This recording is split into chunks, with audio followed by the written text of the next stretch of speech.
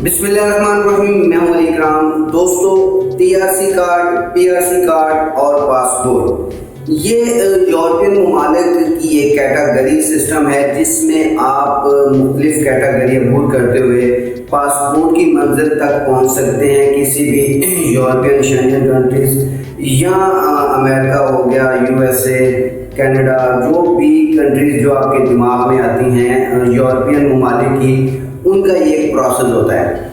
दोस्तों, होता ऐसे है कि सबसे पहले आपने किसी मुल्क में अगर जाना है तो 2 या 3 तरीक़ों से आप जा सकते हैं। सबसे पहला तरीका आपका होगा कि आप विजिट वीज़ा हासिल करेंगे, टूरिस्ट वीज़ा, बिजनेस वीज़ा या विजिट वीज़ा। ये सारी कैटेगरी तकरीबन मिलती जुलती हैं एक ही वीज़े की। इस वीज़े पे आप वहाँ पर पहुँचेंगे और वहाँ जाकर आप टीआरसी कार्ड अप्लाई करेंगे।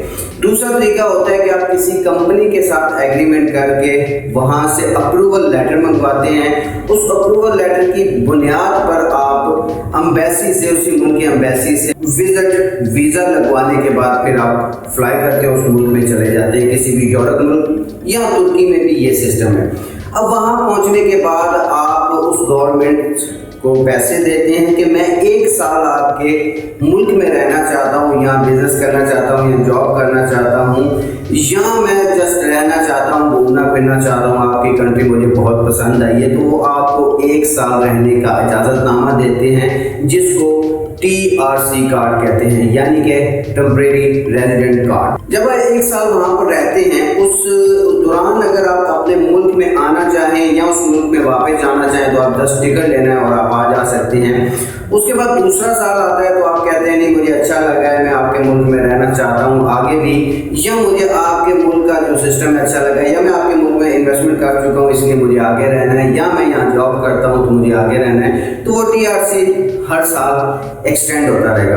अगर आप किसी कंपनी में या किसी फर्म में काम करते हैं तो ये उसकी जिम्मेदारी है, वो हर साल एक्सटेंड करवाती है। अगर आप खुद अपना बिजनेस करते हैं या वैसे रहते हैं वहाँ पे बगैर किसी इन्वेस्टमेंट के, तो हर साल आपने गवर्नमेंट को पैसे पे करने और एक्सटेंड करना है।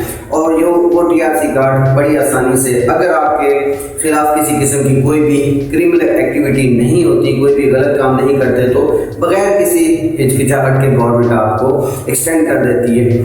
और जब आप किसी भी यूरोप के 5 साल गुजारते हैं किसी मुल्क में, तो उनका रूल है कि 5 साल के बाद वो आपको परमानेंट रेजिडेंट दे देती है। परमानेंट रेजिडेंट इसलिए देती है कि आपने 5 साल उसके मुल्क में गुजारे और बड़े अच्छे तरीके से गुजारे, वहाँ पे जॉब की, बिजनेस किया या वैसे रहे, आप अच्छे रहे, आपके खिलाफ कोई किसी किस्म की क्रिमिनल एक्टिविटी नहीं, यानी कि आप अच्छे इंसान तस्वर हुए उनके डॉक्यूमेंट्स में, उनके मुल्क के कानून के मुताबिक, तो आपको वो इस बिहाफ पे परमानेंट रेजिडेंट दे देती है कि आप पूरी ज़िंदगी मुस्तकिल यहाँ पर रह सकते हैं। वो परमानेंट रेजिडेंट 10 साल की भी हो सकती है, 20 साल की भी हो सकती है, 15 साल की भी हो सकती है। जब आप 5 साल की वहाँ पर रहने के बाद परमानेंट रेजिडेंट हासिल कर लेते हैं तो उसके बाद फिर आपके पास एक और इख्तियार आ जाता है, वो भी कानूनी इख्तियार होता है उस मुल्क के लॉ के मुताबिक कि आप 5 साल बाद वहाँ परमानेंट रेजिडेंट हासिल तो कर ली, अब आप वहाँ चाहते हैं कि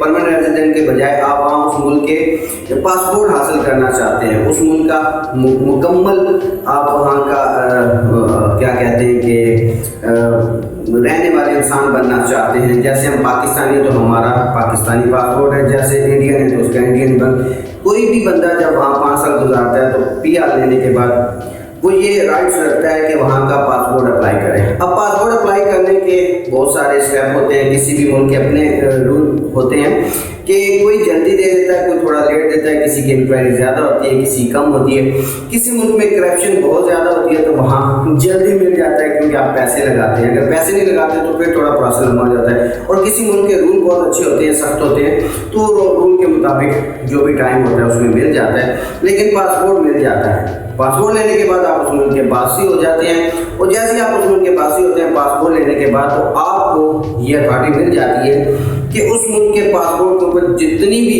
उस मुल्क की सहूलियात हैं वो आप हासिल कर सकते हैं। जब आपको पीआर मिलती है तो उस वक्त भी आप काफ़ी सारी सहूलियात से इस्तेफादा हासिल कर सकते हैं, लेकिन सारी नहीं।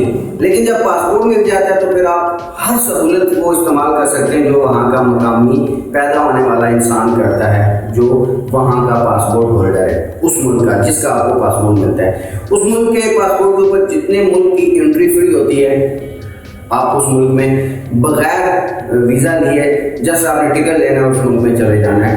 تو دوستو یہ ہوتا ہے TRC، PRC اور پاسپورٹ کیٹیگریز۔ امید ہے آپ کو بہت زیادہ باتیں سمجھ آ گئی۔ یہ میں ویڈیو اس لیے بنائی ہے، یہ پہلے بھی ایک دفعہ میں بنا چکا تھا، لیکن یہ ویڈیو بنانے کا مقصد تھا کہ مجھے جو میرا اسنیک ویڈیو کا جو میرا اکاؤنٹ ہے اس کے اوپر بہت میسج آئے ہیں کہ اس موضوع کے اوپر ویڈیو بنائیں، تو یہ صرف اس لیے ویڈیو بنائی کہ آپ دوستوں کی ریکویسٹ تھی۔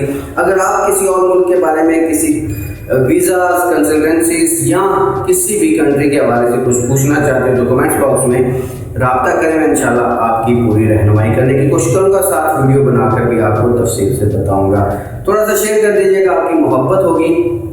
اور ابھی تک آپ نے فالو نہیں کیا تو فالو کر لیں، سبسکرائب نہیں کیا تو سبسکرائب کر لیں، لائک کر دیں، شیئر کر دیں۔ اپنا خیال رکھیے کہ ملتے ہیں اگلی ویڈیو میں۔ اللہ نے کے بعد پاکستان زندہ باد۔